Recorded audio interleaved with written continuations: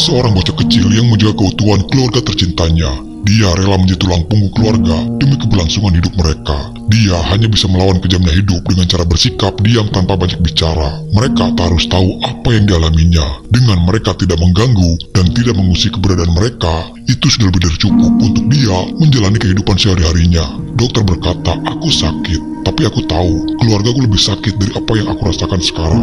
Ini adalah film horor penuh perjuangan, guys. Film ini berjudul Hunters. Oke, kita langsung saja ke ceritanya. Di sebuah tempat pertambangan pengolahan batu bara, kala itu Lucas bersama ayahnya Frank Weaver. Ayahnya sedang berkemas barang-barang yang akan dibawanya pulang. Lucas waktu itu memberitahukan kepada ayahnya kalau dia tadi mendengar ada suara-suara aneh di area sekitar pabrik. Namun ayahnya memastikan kalau itu hanyalah suara orang yang sedang bekerja di sana. Frank menyuruh Lucas untuk menunggu di mobil saja, karena dia akan mengambil sisa barang lainnya di dalam. Frank ini adalah seorang duda, seorang ayah yang sangat mencintai kedua anaknya. Diketahui kalau Lucas mempunyai adik laki-laki bernama Aiden. Namun di dalam sana mulai terjadi keanehan. Para pekerja yang mendengar ada suara-suara aneh. Frank bersama teman kerjanya yang mencoba untuk memeriksa keadaan di dalam sana. Namun tiba-tiba saja lampunya kini padam dengan sendirinya. Mereka pun memeriksa lebih dalam lagi ke area pertambangan tersebut. Dan kini suara-suara itu semakin jelas dan mendekati mereka. Karena keadaan kondisinya yang minim cahaya, mereka hanya bisa menerka-nerka apa yang ada di hadapannya. Dan saat dirasa makhluk itu ada di hadapan mereka, Frank bersama temannya hanya menembak ke segala arah tanpa tahu apa yang mereka hadapi. Dan terlihat itu seperti sesosok monster yang sangat menyeramkan. Lucas yang menunggu ayahnya di mobil mendengar ada jeritan seseorang di dalam sana. Dia yang merasa penasaran sekaligus takut mencoba memberanikan diri untuk mencari ayahnya, dan film pun dimulai. 2 minggu kemudian, di sebuah sekolah di mana Julia yang sedang mengajarkan anak muridnya untuk pelajaran membuat sebuah cerita dongeng. Tapi bukan sekedar dongeng keluarga ceria, melainkan sebuah cerita atau dongeng tentang mitos ataupun mitologi kuno. Julia memberikan PR untuk mereka membuat sebuah cerita dongeng. Dari sekian murid yang ada di sana, Lucas adalah murid yang paling pendiam. Tak jarang dia juga selalu diejek oleh teman-temannya. Lucas ini adalah anak yang mandiri dan bukan anak yang manja. Setelah tragedi itu, dia tahu keadaannya sekarang bukanlah anak yang serba ada. Pulang dan pergi ke sekolah, Lucas yang selalu berjalan kaki. Walaupun jarak antara sekolah dengan rumahnya itu yang cukup jauh, tapi Lucas sedikit pun tak pernah mengeluh. Sampai pada suatu ketika di perjalanan, dia menemukan ada seekor unggas sedang sekarat tak berdaya. Mungkin unggas itu dia bawa untuk dia masak di rumahnya nanti. Belum diketahui apa yang terjadi kepada ayah dan adiknya, namun Lucas hanya tinggal sendirian di rumah itu, sambil melihat foto mereka yang bersama mendiang ibunya. Di setiap harinya Lucas hanya berteman dengan kesepian.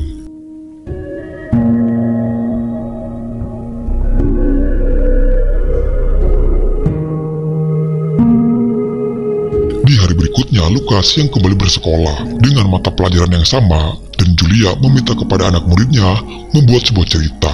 Kala itu Julia memanggil Lucas untuk menceritakan hasil dongeng buatannya. Semua mata tertuju kepada Lucas. Lucas pun berdiri dan mulai membacakan cerita hasil karangan dia sendiri di depan semuanya. Seketika mereka yang ada di sana terdiam mendengar cerita yang disampaikan oleh Lucas. Julia yang heran sekaligus terkagum dengan apa yang diceritakan oleh Lucas, dan itu seperti kisah nyata. Sejak saat itu, dengan sikap pendiamnya Lucas membuat Julia ingin tahu lebih banyak tentang Lucas. Hingga di suatu momen di mana jam sekolah pulang, Julia yang melihat Lucas pulang dengan berjalan kaki. Karena penasaran, dia akhirnya mengikuti Lucas dari belakang. Lucas berhenti di sebuah kafe tempat makan es krim di sana. Namun apalah daya, Lucas yang adalah orang miskin hanya bisa melihat orang-orang makan es krim dan hanya bisa membayangkan bisa memakan es krim itu. Tapi beruntungnya hari itu, karena Julia yang mengikutinya dari belakang mengajak Lucas untuk masuk dan makan es krim di sana. Setidaknya Julia juga bisa dekat dengan Lucas, dan dia juga ingin bicara lebih jauh lagi soal keluarganya Lucas. Julia tahu bagaimana dia berbicara kepada seorang anak seperti Lucas. Dan perlahan Lucas pun mulai bercerita soal keluarganya itu. Lukas memberitahukan kalau dia mempunyai seorang adik yang bernama Aiden. Dan adiknya itu yang selalu bersama ayahnya sekarang. Namun saat Julia menanyakan soal ayahnya, Lukas yang tiba-tiba saja langsung pamit dan seperti enggan untuk menceritakan soal ayahnya. Dan meminta kepada Julia untuk tidak mengikutinya lagi. Saat dalam perjalanan, Lukas menemukan ada seekor bangkai hewan yang sedang dimakan oleh burung. Entah apa yang dilakukannya, namun dia membawa bangkai tersebut untuk dia bawa pulang.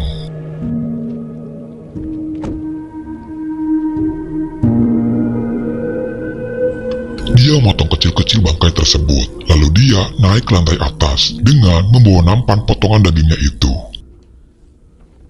Lalu tiba-tiba saja keluar seseorang dari kegelapan, dan itu adalah ayahnya, yang kini berubah menjadi monster. Lukas memberikan daging bangkai itu untuk makanan ayahnya sekarang, dan tak lama pun ayah dan adiknya itu pun keluar. Lukas memberikan makanan untuk adiknya yang kini terlihat sangat kurus. Dan ayahnya seakan-akan mengusir Lukas untuk segera pergi dari sana. Dia pun bergegas turun dan kembali mengunci pintu kamarnya. Di setiap malamnya, Lukas yang sangat bersedih mendengar jeritan kelaparan adiknya yang meminta makan. Namun Lukas pun tak bisa berbuat apa-apa. Dengan rasa takut, hanya bisa menutupi kupingnya agar dia bisa tenang melewati malam-malam yang dilalui. Di setiap pagi harinya, Lukas selalu membuat sebuah parit atau jebakan hewan yang nanti hasilnya akan dihidangkan untuk ayah dan adiknya itu. Berpindah kepada Julia dan Ellen.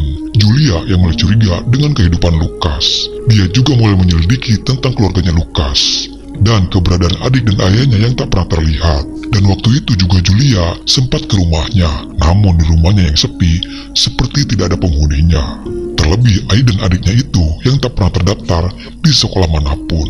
Di lain sisi, Paul yang seorang serif, dan dia juga adalah saudaranya Julia. Dia menemukan penemuan mayat di hutan yang sudah tercabik-cabik perutnya. Awalnya para polisi mengira mayat tersebut karena diserang oleh hewan buas. Namun setelah diotopsi, bekas luka gigitan dari mayat itu bukan dari serangan hewan buas. Namun dari bekas gigitannya itu adalah bekas gigitan manusia. Namun tentu saja itu belum menjadi bukti yang kuat dan juga tidak masuk di akal.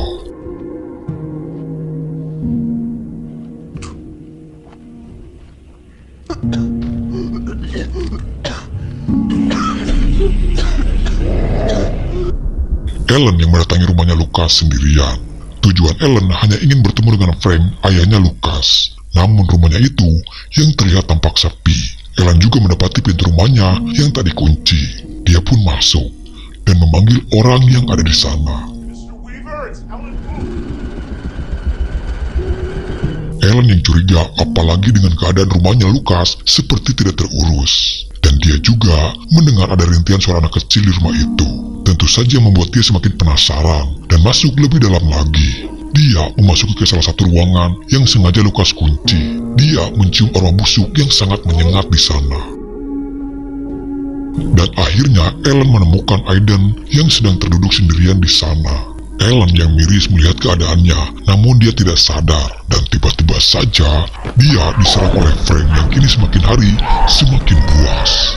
Ellen yang malang menjadi santapan empuk untuk Frank yang sedang kelaparan.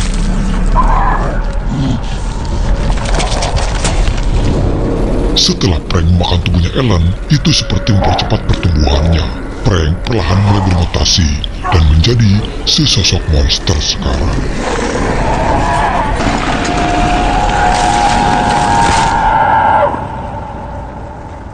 Pihak polisi pun kini mulai menyelidiki pertambangan yang dulu tempat Frank bekerja, dan kini pertambangan itu sudah ditutup.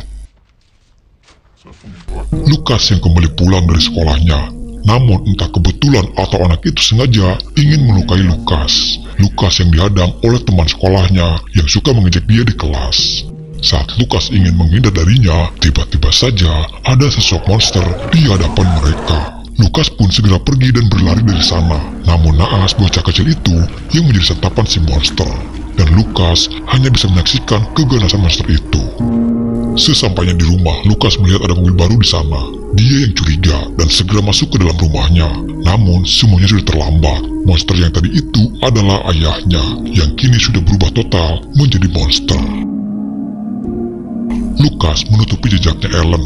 Dia juga menutupi mobilnya dan membersihkan percikan darah yang ada di rumahnya. Di keesokan harinya, Lukas seperti biasanya, namun kini terlihat Lukas yang sangat ketakutan.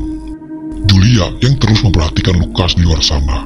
Kecurigaan Julia akhirnya mengantarkan dia kembali ke rumahnya Lukas, dan dia mendapati mobilnya Ellen yang terbungkus di sana. Singkatnya, para polisi pun akhirnya mendatangi rumahnya Lukas, dan mereka menemukan sisa tubuhnya Ellen yang sudah mulai membusuk. Julia membawa Lukas untuk dirawat dan diperiksa di rumah sakit. Julia yang sebagai gurunya merasa bertanggung jawab atas apa yang menimpa kepada Lukas. Lukas yang sudah tidak mempunyai keluarga lagi sekarang. Dia adalah korban kekejaman hidup yang membuat mental dan kejiwaannya terganggu. Lukas mengalami trauma yang mendalam dengan apa yang telah menimpa kepada keluarganya. Lukas kembali terbayang awal dari semuanya ini terjadi. Kala itu ayahnya selamat dari serangan monster di pertambangan. Namun ternyata Frank sendiri sudah terinfeksi oleh si monster yang ada di pertambangan itu. Hari demi hari gejalanya mulai terasa, membuat dia ingin sekali memakan daging.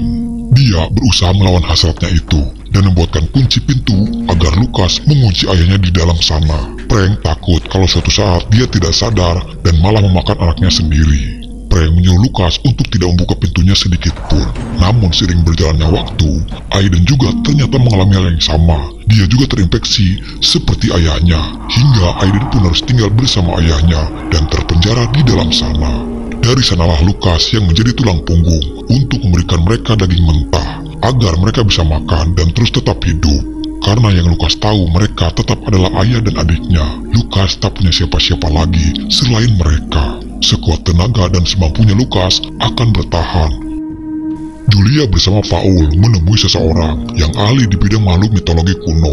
Julia memperlihatkan sebuah gambar yang digambar oleh Lukas yang dia temukan di meja sekolahnya. Dari penjelasan orang tersebut, kalau itu adalah jin atau setan yang merubah bentuk menjadi makhluk buas dan menjadikan makhluk itu pemakan daging manusia.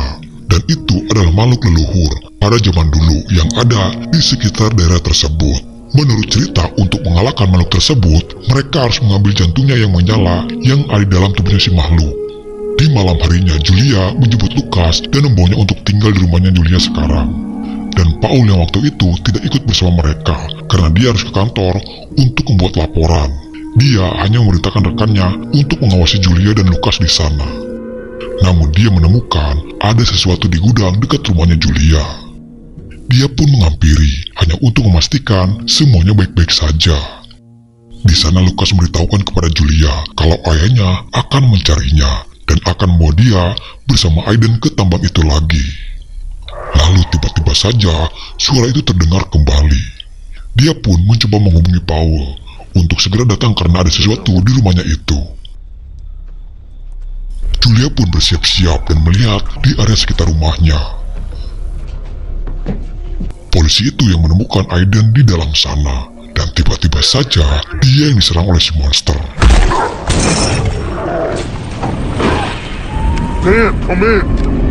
Tak lama pun Paul datang dan memeriksa ke dalam gudang itu.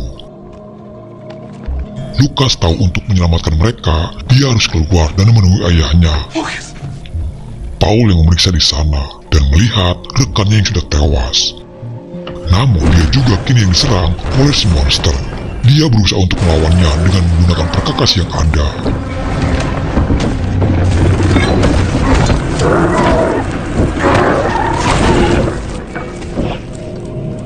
Julia lalu keluar untuk mencari Paul, dan dia melihat Paul yang sudah terkapar di sana.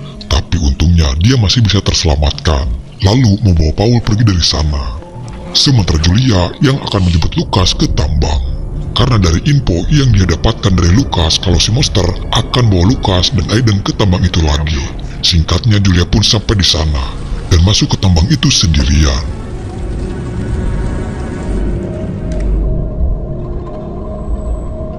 Dan akhirnya dia menemukan Lukas bersama Aiden yang bersembunyi di sana. Dan terlihat monster itu yang sedang memakan tubuh seseorang di sana. Si monster yang menyerangnya sekarang, dan kini Julia hanya bisa menembak ke segala arah karena kondisinya yang gelap. Tapi untungnya dia menemukan suar di sana. Julia berjibaku sendirian melawan monster yang ganas. Julia pun yang sudah nekat dan pasrah antara hidup dan mati, memaksa dia harus melawan sekuat tenaga. Walaupun monsternya itu ganas, tapi pergerakan dari si monster yang sangatlah lambat, membuat Julia bisa menyerang si monster dengan tombak. Dan akhirnya dia berhasil menombak telak si monster tepat di lehernya. Tapi si monster masih bisa melawan balik Julia. Dia yang sudah terpojok, namun untungnya Lucas datang membantu dan menikam si monster itu tepat di jantungnya. Si monster pun mulai rubuh dan ambruk. Julia bergegas mengambil pisaunya dan membelah jantung si monster, karena itu adalah sumber kekuatannya. Dan akhirnya Julia berhasil mengambil jantungnya dan membunuh monster itu. Tapi tak lama terdengar jeritan Aiden yang kini dia pun mulai berubah yang akan menjadi monster. Jantungnya yang mulai menyala, menandakan dia akan berubah. Berat untuk Lucas kehilangan adiknya, karena dia adalah satu-satu keluarganya yang tersisa. Namun tidak ada yang bisa menolongnya. Julia sangat paham apa yang Lucas rasakan. Julia mencoba agar Lucas bisa mengerti dengan keadaannya, karena dia sudah bukan adiknya lagi. Julia pun tak tega harus memisahkan mereka, tapi dia juga terpaksa, karena ini semua demi kebaikan bersama.